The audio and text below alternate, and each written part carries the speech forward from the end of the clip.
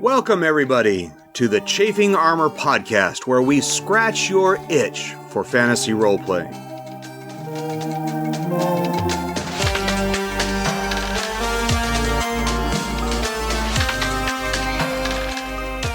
I am Dare, and I will be your dungeon master for this particular adventure. Tonight, we are gathered together, and we even have a special guest.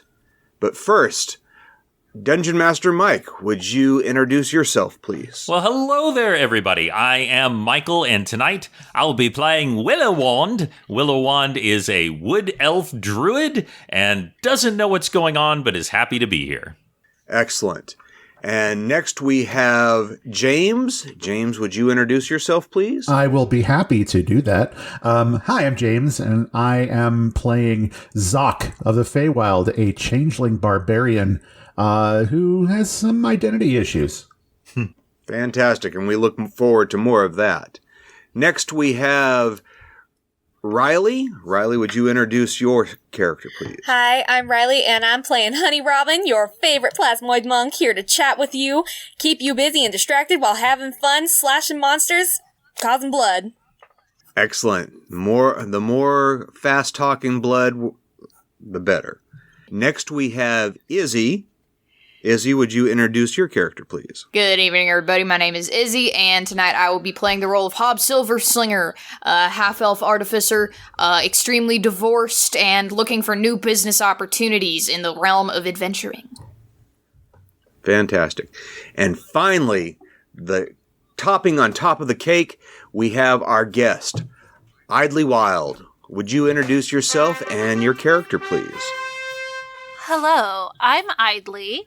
And I will be playing Faerun Faye Shadra, everybody's favorite stern librarian. And don't we love stern librarians? Fantastic.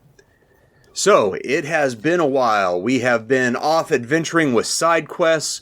We've been journeying to the Onyx portal and dealing with all sorts of creepy crawlies.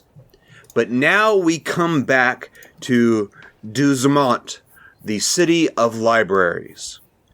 Our intrepid adventurers have taken the Fancy Guppy to the city to search out the history and find some information about the necromantic plague that has come again, where it has come from, and the names of Bakrug the Defiler and the name of Danath Cool, to research that here with the great librarian, whose name is Slavine Lyris. And you were brought here in front of Slavine to introduce yourselves and request information when a certain magic object popped out of one of your pockets and started growing in size on the floor. And it was a small glass, almost centipede alligator shape that started growing in size. And just as it starts to strike out at you, a giant hand from the great librarian crashes down on top of it to crush it. This great librarian in front of you is the dragon Slavine Lyris. Looks to be a brass dragon of some sort that is immensely huge but has spectacles perched on the end of its nose. Very librarian-like. What would you all like to do? Hob takes a deep bow and says, "Thank you, great dragon, for alleviating us of this could have been quite a disaster. We are absolutely in your debt. Of course, we can discuss the matter of more formalities later. That aside, we're here seeking information. If you would be so kind to assist us." Yes, that would be fine, but first, let us deal with this vermin that has come in. And as the great librarian lifts her hand up, you see that this glass-type creature has grown and continues to grow. It is now larger than 2 people. It continues to grow, and it starts speaking to everybody around, and particularly to the great librarian. And it hisses out, "Greetings from Bakrug. You shall perish." And it spits out a green slime that turns to a mist across the room. And I need everybody to roll for initiative, including you, Idly. Woo! Ho-ho! Willowand coming in hot with a 2 for a total of 4. 4, all right. And Honey Robin? That is only a 9. 9 for Honey Robin. That's surprising. Yeah. And for Xok? I got a 12. 12 for Xok. And for Hob? 11. We got some low rolls this time. And for Faye? Well, obviously, I was busy shelving books somewhere in the library, so I have a 9. Wow. Hope we're getting these all out of the way. Yeah, we're getting them all out of the way early. The Great Librarian gets an 18. And the Scion of Bakrug gets a 10. Alright. So the Great Librarian will be able to go first.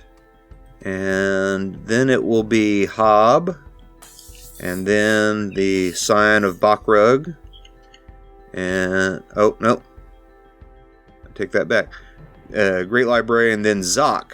Then Hob. And then Honey Robin. And then, last but not least, Willowand. So, you are in this great library. You have a spiral tower going up above you. The bookshelves are curved around you in semicircles, focusing on this throne desk of the great librarian in the center of the tower. The great librarian is reaching over, down, trying to crush this creature, and this creature is growing larger and more immense in front of the desk. This green mist is settling over everything. And I need everybody to give me a Constitution saving throw, except for you, Idly. Faye is just a little out of range. Willowand rolls a 19 for a total of... Everybody has to beat a 15. 6. Oh, heck yeah. No problem. Okay. Hob passes Honey with Robin? 22. That is a 9 once again. Oh, boy. Okay. But isn't Honey Robin, being a plasmoid, immune to certain conditions? Well, acid and poison. Okay. This is a poison cloud. Beautiful. Then yes. Okay. So Xok passed, Hob passed, and Willowand passed. Okay. And the Great Librarian easily passes. I feel like we've gotten used to these creatures trying to poison us by now. Apparently. I'm going to have to come up with something new, I suppose. All right. And so the Great Librarian is again going to try and crush this creature. And hits, but does not seem to do any damage with either of the claw attacks or the tail attack. Wow. Interesting. For what looks like crushing or bashing damage. That's all right, disturbing. Xok. All right, now is this thing still look like it's made of glass? It does seem to look like it's made of glass. Okay, Zok's gonna rage because this thing seems to be an impending threat. And as he does, his head turns kind of glassy, and he gets kind of like these like little pincery things on either side of his head, to kind of emulate the creature that he is about to attack. And he rushes forward with his battle axe, or his great axe, I should say, and takes a swing at the thing. Did the dragon pin the thing or just attack it? It was 2 attacks. No, it is not pinned. All right, let me take a swing and. Bow. That is 19 to hit. That does hit. All right. What type of attack is it? This is slashing with a silver +1 great axe. It hits. Oh, nice. That is 15 points of damage. Okay. And then his second attack is a nat 1. Woo! All right. All right. So let's see those pretty percentage dice. Let's see if I cut myself in half. 77. I'm good. You are good. Nothing happens. Oh, Idly. We have a nat 1 critical failure rule that if you roll a nat 1 during combat, something bad can happen. So after you roll the nat 1, you have to roll a D100 or percentage dice. And if you score 90 or above, something increasingly bad happens up to 100, which is instant death.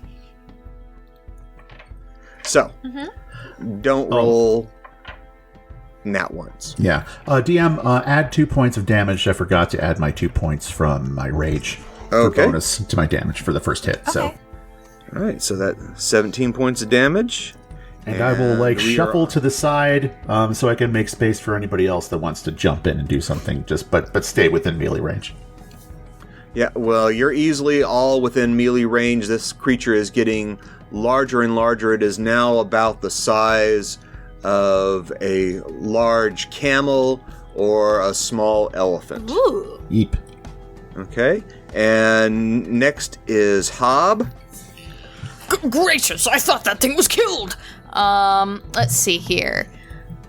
It's been many months in real life since I've looked at Hob's character sheet. Hob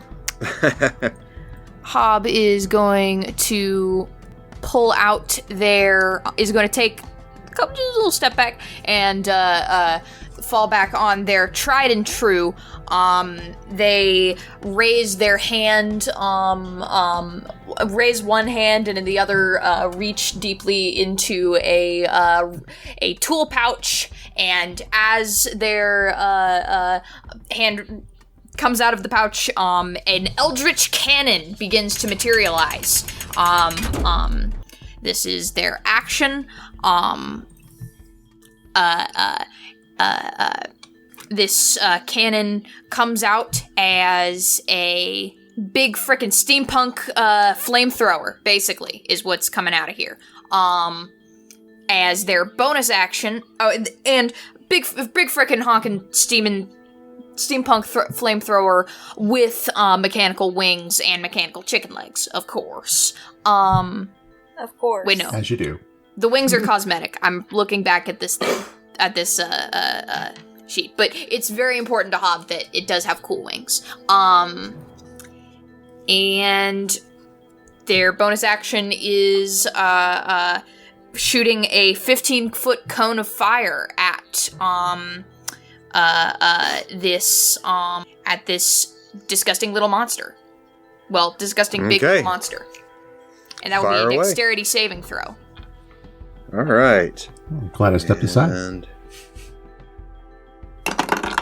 It rolls a nat 1.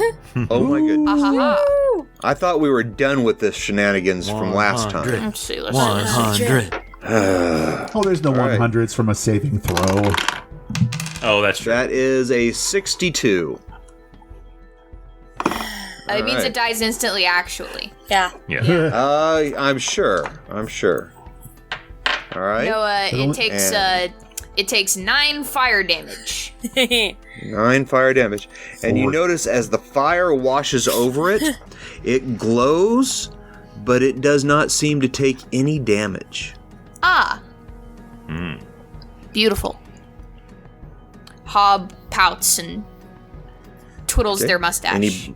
Any And bonus actions? ends their turn because that was their bonus action. Okay. And so you see as this thing has grown quite large, it seems to be stabilizing, and it has a kind of crocodilian head and a centipede-like body and what looks to be a stinger or a scorpion tail. And its body is translucent. Where Xok cut it, it seems to be bleeding some viscous, transparent fluid, but it has not been crushed or burned. So now it is going to attack the Great Librarian. One with a sting attack. And that does not hit with a measly 12. And the second one hits with a 21. And does poison damage. And where the sting hits, you see the great dragon's scales start to turn a sickly green. All right. Faerun, you are next. So you are about 40 feet away on the right side of all of this. So they will be to your left, and so you will easily be able to enter the fray or run away, however you see fit. Well, it seems like there's quite a commotion going on in the library, and we cannot have that. So Faerun, who was shelving in the Feywild section of the library, reaches up and grabs one of the tomes as she kind of like looks over, and there's like this giant worm thing attacking the Grand Librarian, and we can't be having that. She pulls the book off of the shelf, opens it up to a page, and starts an incantation. And from the pages of this book, she pulls forth a fey creature. She is using the spell Summon Fey Spirit. And she is bringing forth this summer fey full of fire and fury, and she's going to cast it.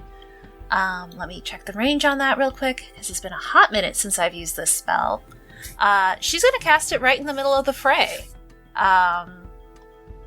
And it's going to be given a command to attack the giant worm. And that is her action. Okay, and what is it? A fire elemental? It's a fey spirit.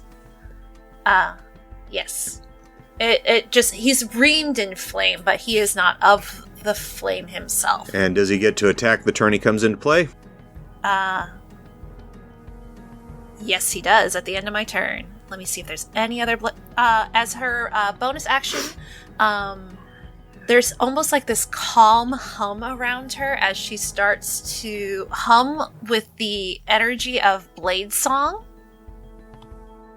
So we're gonna drop that on her. and she will close in 20 feet. She's still trying to figure out like what is actually happening. Because to be honest, she wasn't paying attention earlier because she was busy doing her work. All right.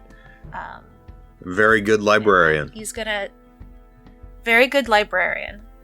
We're gonna... What does Farron Shedra look like? Oh, so she is currently hairpinned back into like a slightly messy bun. Her hair is light blue.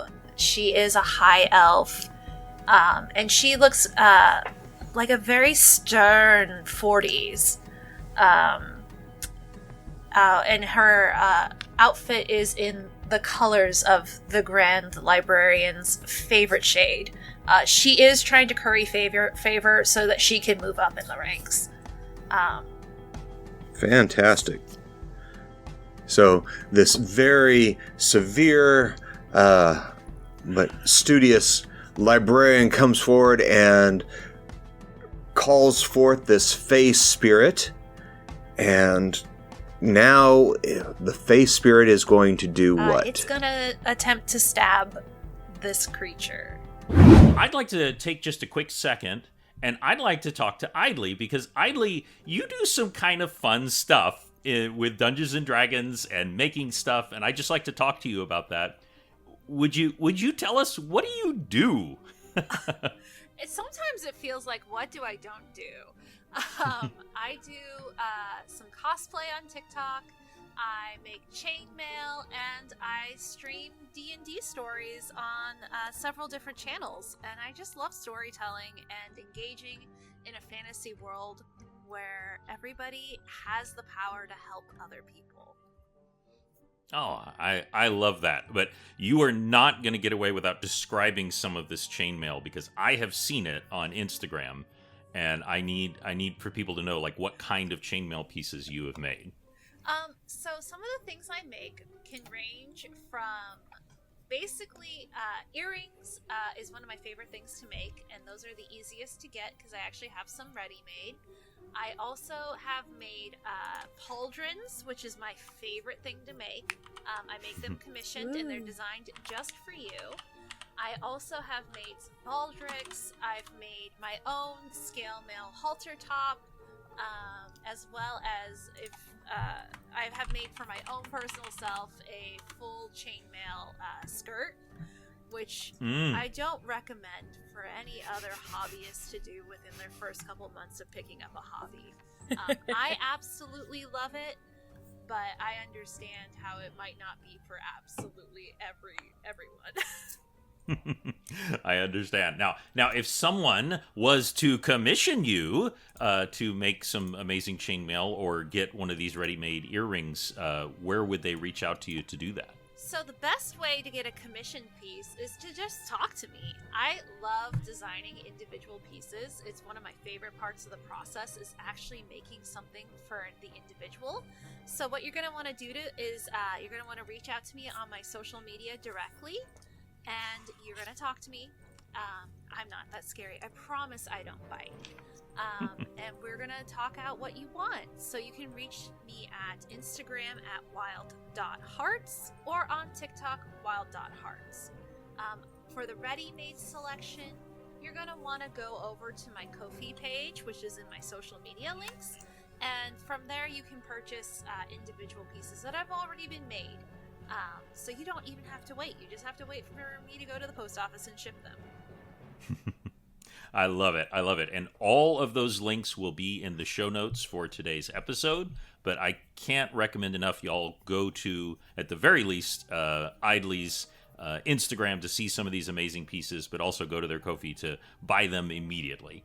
But we're so excited that you've joined us today on the show, and let's go ahead and get back into the action. Yeah, let's do it. So that's going to be a 14. That does not hit.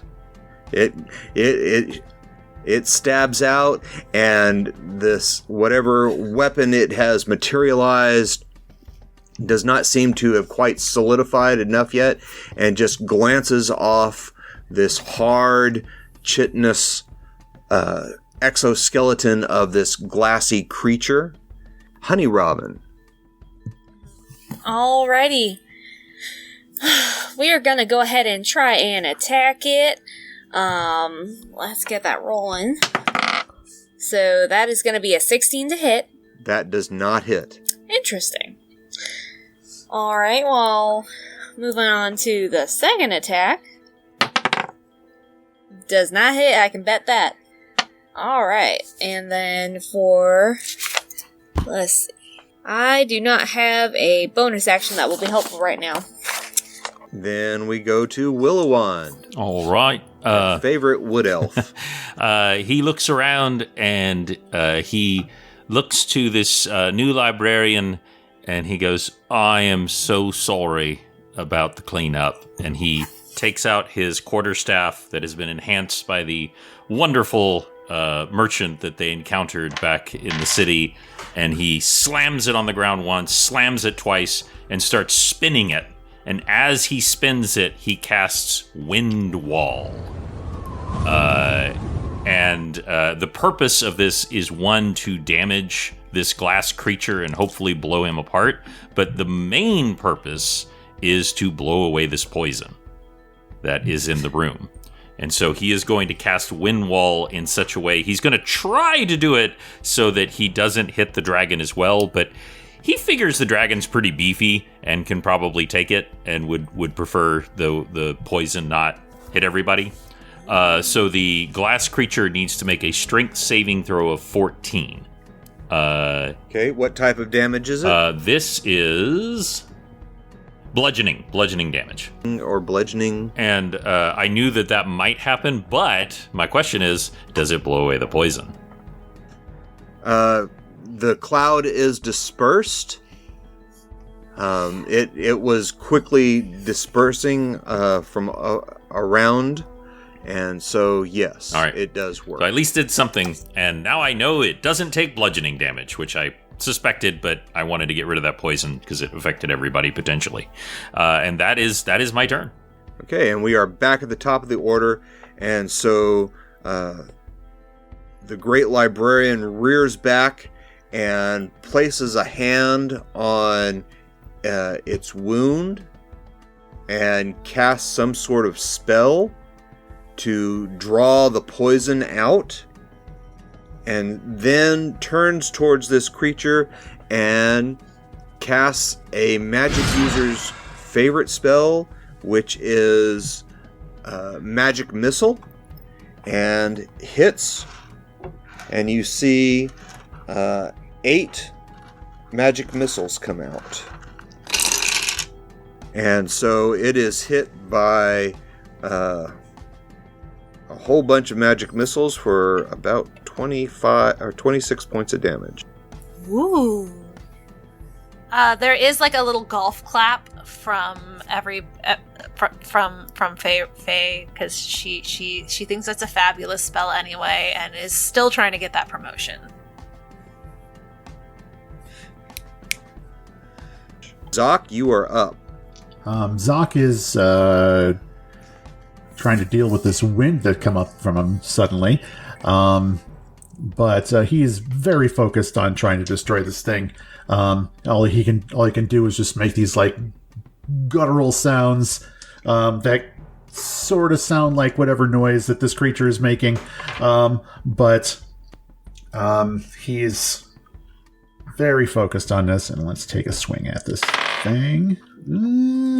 That's probably gonna hit.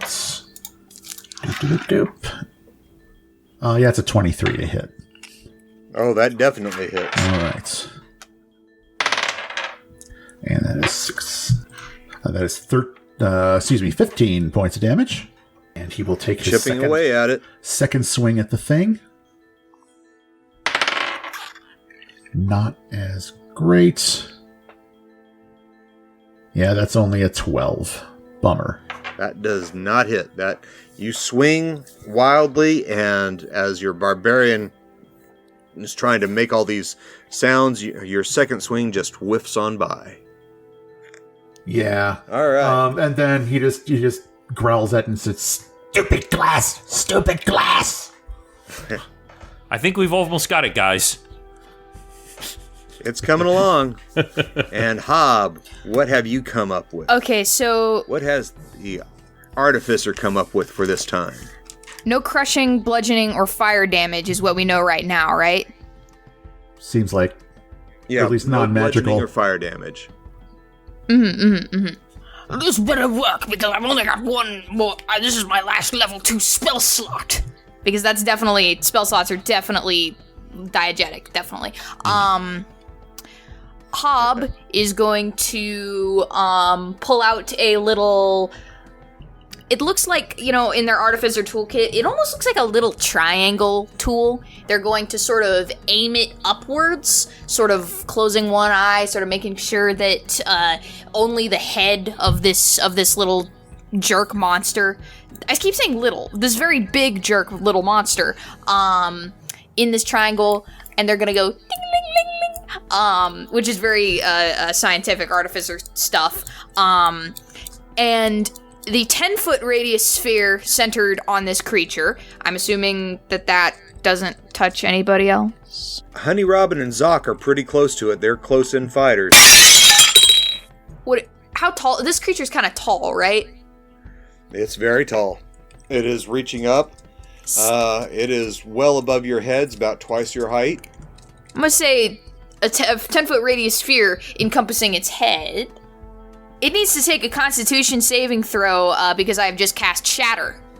Yes. And it has Nice. disadvantage on it because it is made of inorganic material. Gotcha. That is a 17. Oh. Well, they're going to take half of 3d8 thunder damage. Okay. That is 6 plus... That's 8. That is 4 whole points of thunder damage. Oh no. How could they Just ever 4? survive from 4 points of thunder damage? So scary. I'm just imagining there's this moment of pause, and then like this one little glass piece on the shoulder just goes bing, pops Ding. off. Is this thing not calibrated right? I swear to God. It's like Charlie Brown touching the Christmas tree and the little pine needles fall off. Oh no. Hob, are you finished with your Oh wait, well, attack? well, I have a bonus action. I can make my cannon shoot fire at it again. That would be really helpful, right? Absolutely. Sure. If it glows, we can see it a little shoot better. fire at it again. All right. It has Shoot away. to make a dexterity saving throw. Okay. And it actually makes its dexterity saving throw with a 21. Yeah, I think that's more than 14, so it has to take Half of nothing. half of nothing. Okay. I can't believe that didn't So- work the second time. The glass glows, it gets quite hot, but nothing else happens. Alright, and now it is the Scion of Bakrug gets to attack, and it is going to continue to attack the Great Librarian, My boss! but this time it is going to spit out another gas cloud. Which And immediately everybody disperses. everybody needs to make a Constitution saving throw and beat a 15. Does it not disperse because of the Again. wind wall? My wind wall is still active until Oh, your wind wall is still until okay. until it's my turn next and I drop it. Ooh. I don't know if you Alright, want to do a let roll me or anything, see. but yeah, my wind wall is still active. Okay. It is blown into. The wind wall is blowing away from you, right, Willowand? Oh yes. Well, does It blows directly onto the Great Librarian. Oh no. Sorry. Ah! They just healed from the poison condition, and now they are poisoned again. And they Again. take. Again. 14 points of damage. All right. And now it is Faye's turn. Faye, what are you and your... Oh, Faye, is your Faye spirit immune to poison? Nope, it's only immune to being charmed.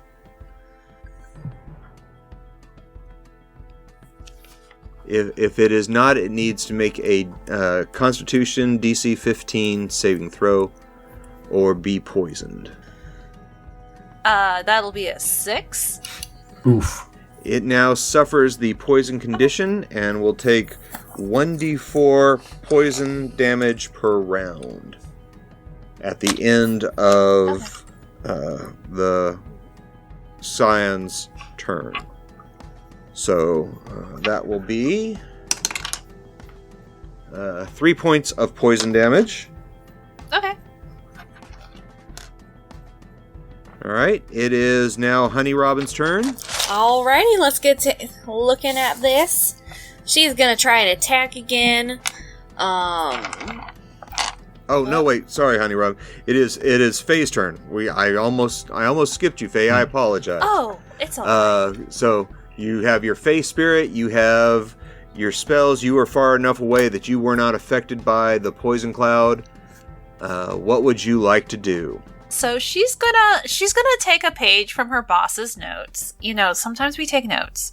And she's going to raise the little a silvered blade from her hip that she sticks out, and a magic missile is going to erupt from there at 2nd level. So that should be 4 missiles? Spell. Yeah, should be 4. Oh, it does it one at a time. So first it'll be 4d4. So the first 4d4, because D&D Beyond rolled one individual d4, would be 2. And let me roll 3 altogether. So that'll be 3 for the first one. And then 2, 2, and another 3 force damage. So that is 10 damage. Excellent. Yeah, 10 damage. She is going to command her face spirit to attack with great fury. Because she wants to impress her boss. And it's going to attack. And because it's using its fuming as a bonus action, it's going to make that attack with advantage, which will now become a flat roll. Ooh. That definitely And hits. it Wow. attacks for Nice. 25. Yeah. Good. Your sword finally appeared. What does your Fae spirit look like? He is like a summer fae, so he's got like this wild flaming hair. And as he takes his strike with his sword, his short sword, it does 9 slashing damage. And it also does piercing damage. And then it does another 3 force damage as it connects with like this ephemeral force of the Fey courts themselves. It's starting to look a little fractured around the edges. Awesome. All right. Anything else that you would like to do, Idly? No, that's our turn. All right. So now it is Honey Robin's turn. Alrighty, let's get to attacking this thing. Ooh, that'll be a... Alright.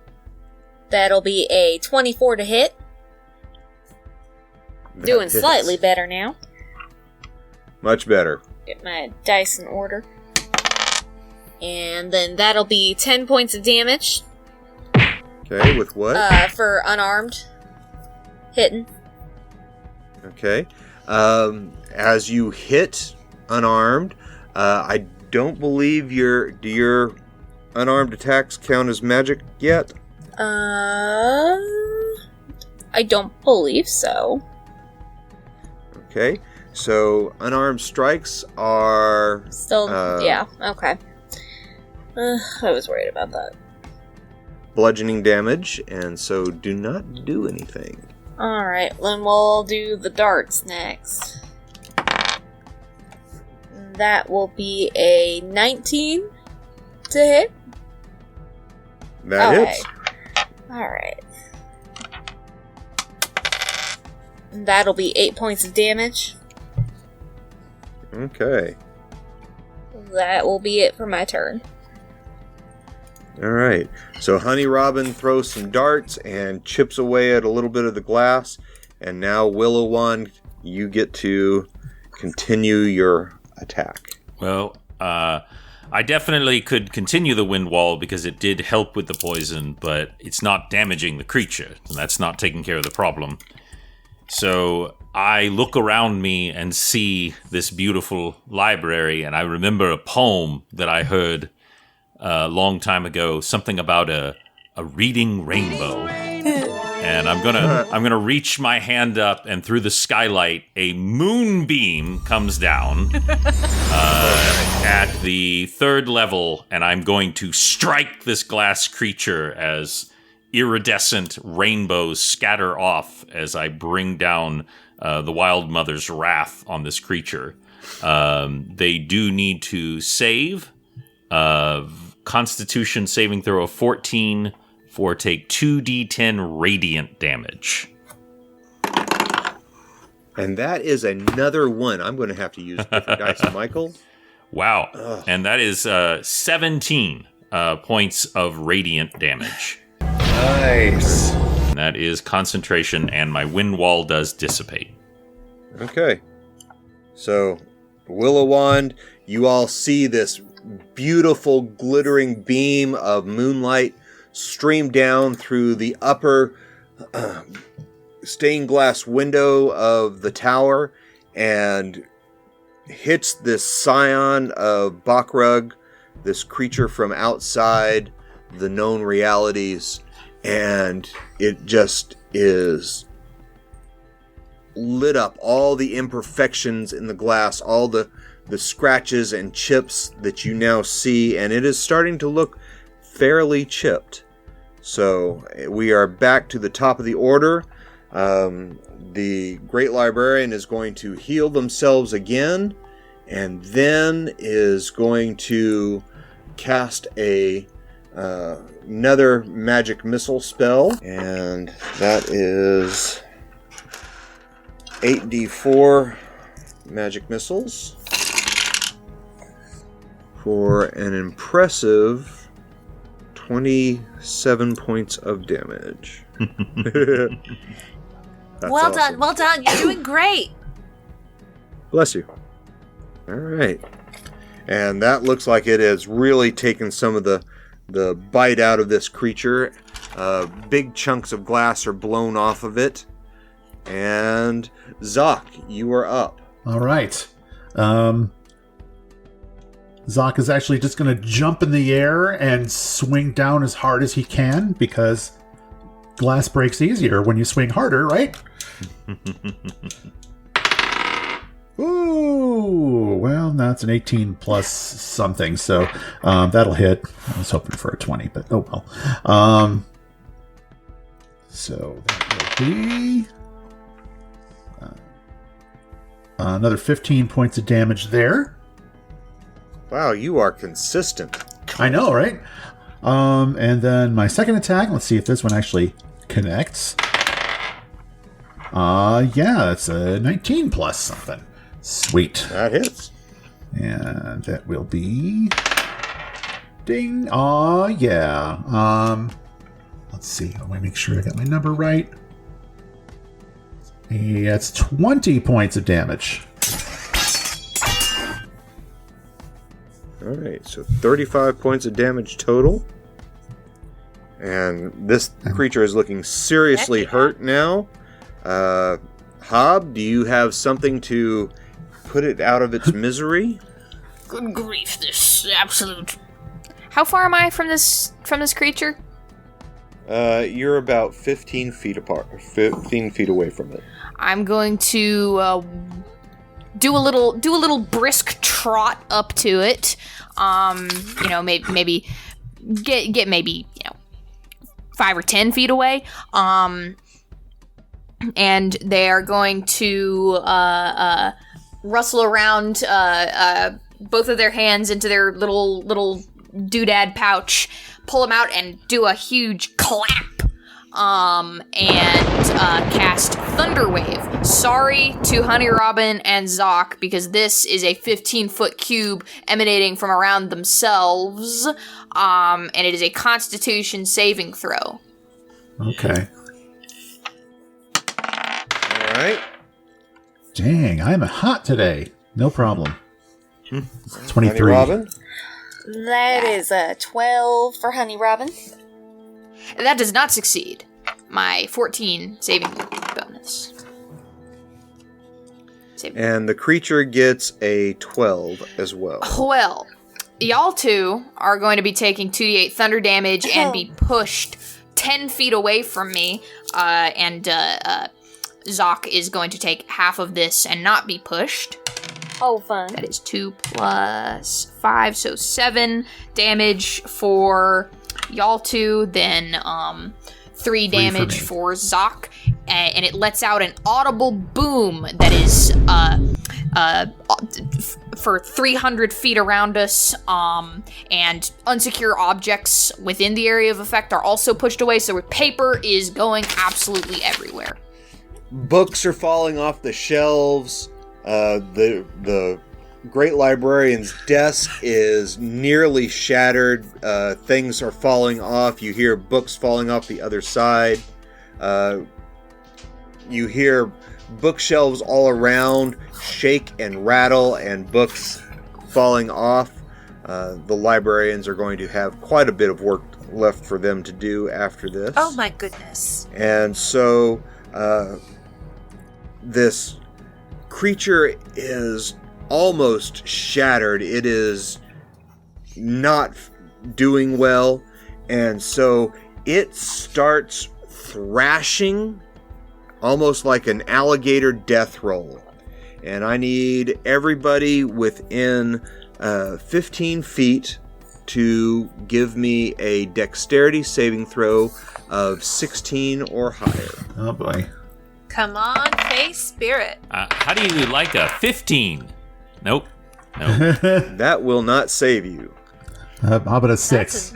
Hob's 3. That will not That's a save 19. That's a negative you. for. Oh, Honey my Robin guy. saves. There you go. That's your job. Dex saves. You just heard a Okay, wet the Fae splat, Spirit? and The Fae Spirit that was definitely from a romantic novel and not meant for actual adventuring at 14. Okay. So, the creature starts this death roll rolling towards you all, lashing out. And so, first, the sharp, you notice sharp edges spinning towards you, and sort of like these centipede talons and teeth and broken parts of glass spinning around you. And that is everybody that is nearby that did not save takes 16 points of slashing damage. oof. I'll take half of that because I'm raging. Right? And then everybody that was nearby also takes an additional 11 points of bludgeoning damage. Ouch. Take half of that because I'm Oh raging. no. Our romantic lead that was definitely in that book that Feyre summoned him from, or Feyre summoned him from, has tragically perished. No! I was going to get my groove back like that. I like to imagine that his name was Mr. Darcy, but it was Elven, so it just had a whole bunch of apostrophes and Y's. Yeah, it was actually Mr. Darcy. Yes. And it was near impronounceable when you used his full name. Oh my goodness. How preposterous. Yes. All right. And so now we have Faye. Your Fey Spirit has been discorporated by this slashing and bludgeoning death roll that this creature is doing. What would you like to do in response to avenge this midsummer dream? Well, it's now just rolling around. It's basically trying to roll back and forth over top of anything near it to kill whatever is near. Well, she is very vexed by this whole situation. So she is going to reach out and pull a different book off the shelf. Because she's still next to she's in the library. Of course there's still books. There are books all around. And books and scrolls. Yes. She's going to cast summon another Fey Spirit. She is going to pull upon the Feywilds and pull out a tricksome little satyr guy, a puck, if you will, and she's going to summon him forth from the pages of this book. Okay. And does he get to attack on his first? Yeah, she's going to give him a command to make merry mischief in any way that you can. That's her action, so it's now his turn. He is going to, as his bonus action, he's going to create a little bit of shadows, just because he wants to, just as a little treat.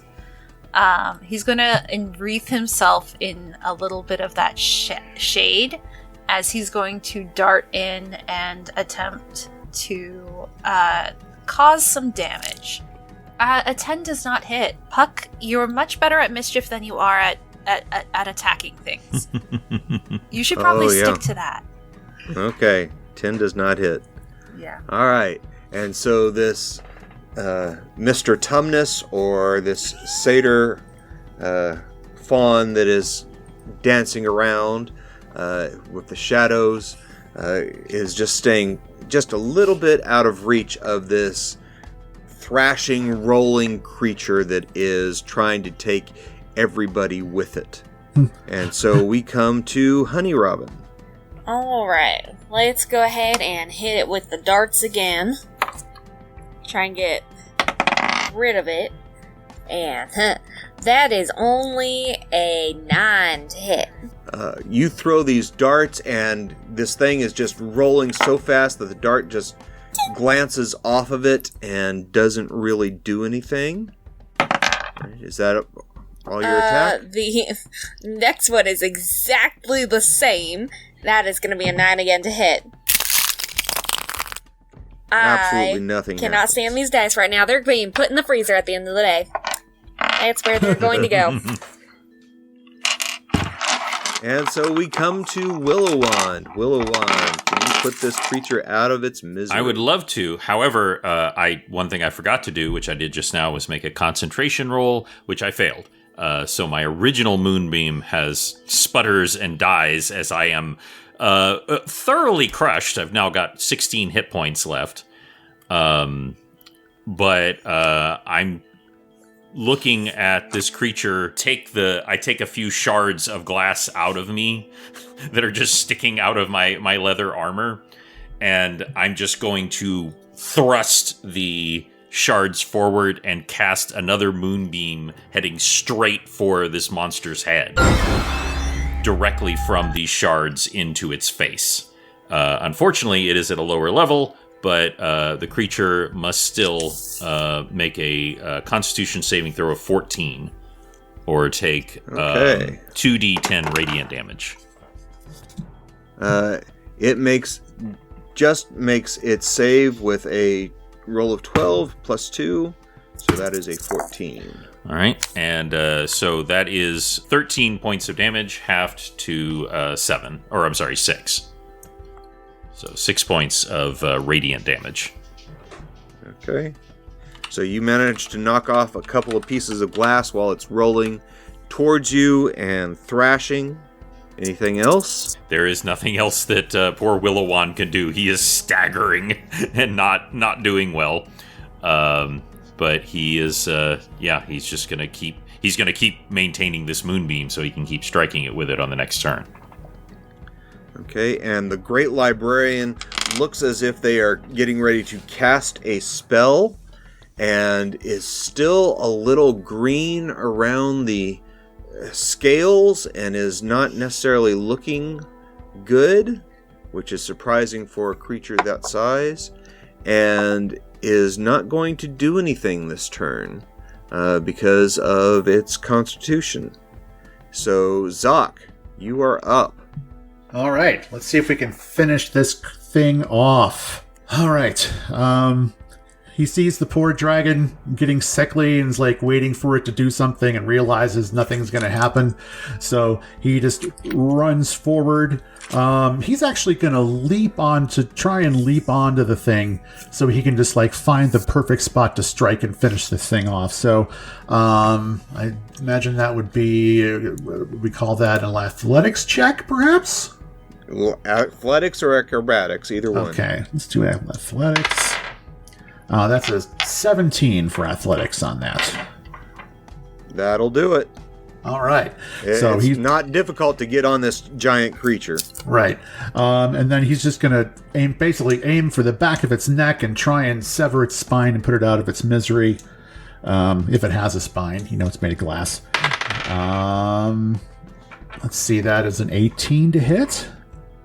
That just barely hits. Whew. All you right. hit the glass, and it almost skitters off.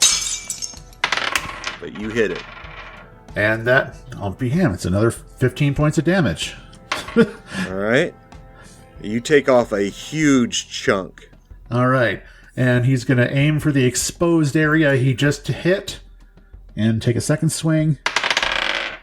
And that will definitely hit. That's a non-natural 20. And, yes, that's 12 on the die. 18 points of slashing damage.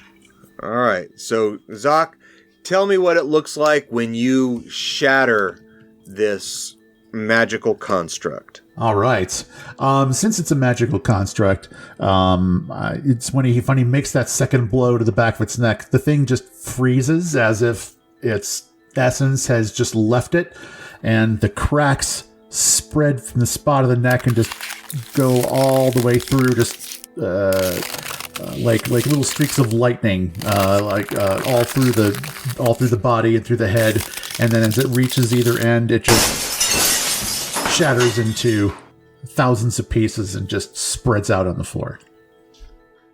Fantastic. So this giant amalgamation of magical glass, this creature shatters into millions of pieces across the room.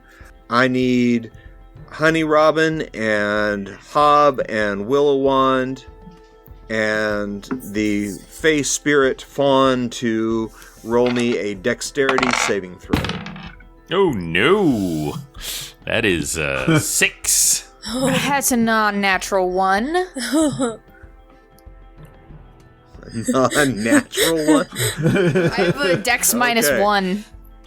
Oh, right. no. I rolled a 2. That'll be. Mr. Tumnus does a really cool, dance move around, and he has rolled a dirty 20.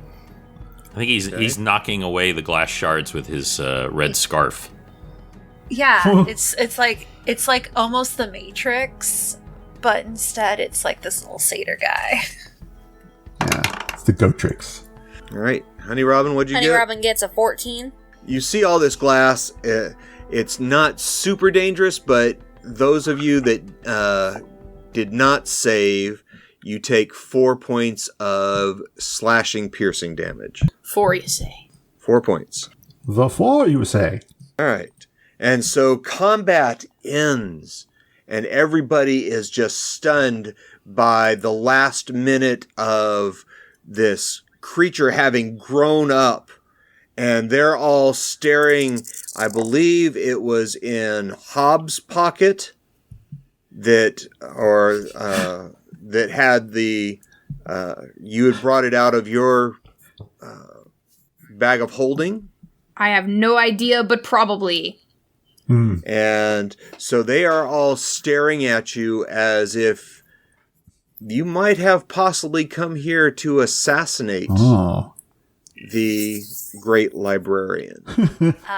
Faye is immediately going to read the room and point her little sword right at Hob. J'accuse! Do declare. Hob is wincing as they pull various pieces of glass out of themselves. If I was going to try and assassinate you, my liege, you great distinguished dragon, would I do it in such a way where I was going to fill myself with little shards of glass? Oh, they hurt so much. I am a businessman, and I have a bit more decorum than that in my actual machinations. Hob has a certain flair. Did this really have the right flair for Hob? The great librarian looks down at you all. You can tell they're still a little green from whatever poison was sent their way. Apparently it was meant specifically for them. Reaches up with one gigantic clawed hand and very delicately adjusts the spectacles on the end of their snout.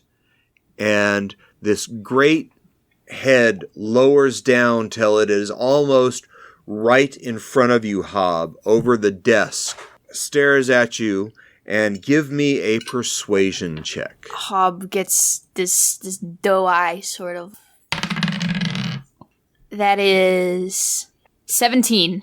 The great librarian sniffs at you for a moment and then goes, "Well, I guess you wouldn't be sent by my lord and liege to assassinate me. I am sure that we will be able to get to the bottom of this." Leans back, and that is where we will end this episode of the Chafing Armor podcast. Woo! Woo! I gotta say it. Okay. Real quick. Hob's pocket. Definitely a drum roll, a rim shot is going to be added in the sound effect there. Fantastic. There we go.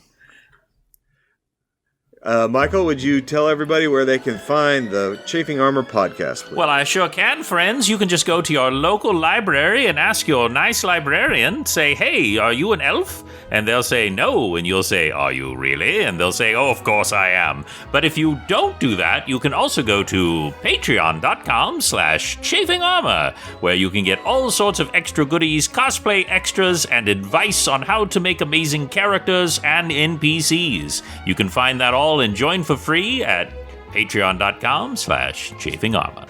And we thank you all. If all of our fans, those who have come to get fitted for their own armor, would throw us some 5-star reviews on the various podcast catchers, we would deeply appreciate it. Absolutely. And one last time, we want to thank our wonderful guest, Idly, for coming by today.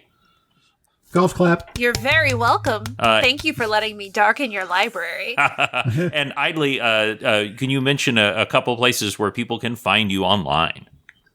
So you can find me in a couple different places. You can find me at wild.hearts on TikTok and Instagram, as well as Threads.